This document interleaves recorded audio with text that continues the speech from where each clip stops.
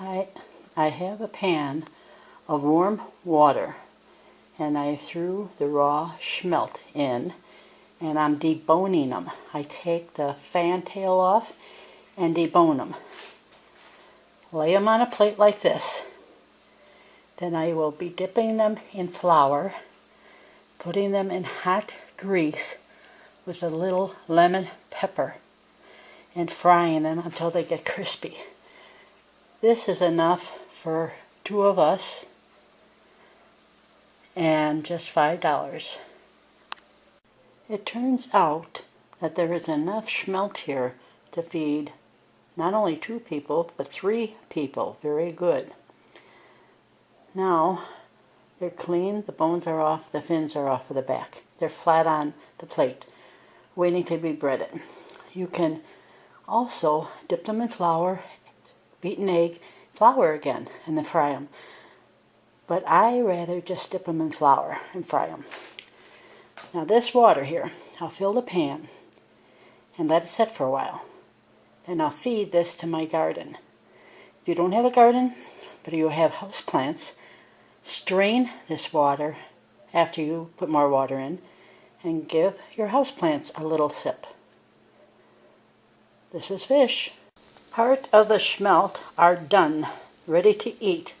You don't have to make them quite this dark, but we like them crispier. Some people only make them halfway and leave them sort of soft, but the crispier, like a chip, is so much better. Here is the other half of the smelt. That whole package is right here now. Don't they look good? Wow. Now for the vegetable, you will be cooking some broccoli up. And if you don't like these long stems, slice them in little pieces for your soup. They make very good vegetable in your soup. Now you have hot steaming broccoli with some butter over the top to go with this smelt and fry meal. The broccoli pieces are cut in small pieces and put in a baggie. Don't forget to peel the outside off first and then cut them.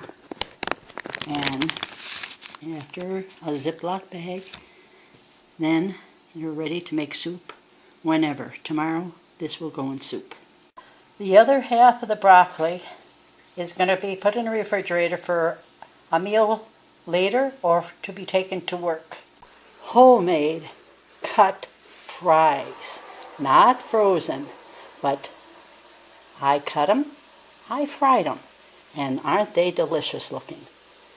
I will use half of this French bread, sliced thin, and put on a cookie sheet, and butter both sides, the bottom side very lightly, and then on the top half I will sprinkle with garlic salt and some dried parsley flakes. Put in the oven until it gets light brown. Nice and crispy. French bread with butter, garlic salt, and dried parsley leaves. While waiting for the person to come and eat, or for me to finish getting the last product, I do cover with a napkin or paper towel, so if there's a fly around, that fly is not going to get on my food. Well, well, look what just came in the house. Strawberries. And you got to pick them, even if they're little tiny white, because the mice are getting at them also. So we want them, or you don't want the mice to have them.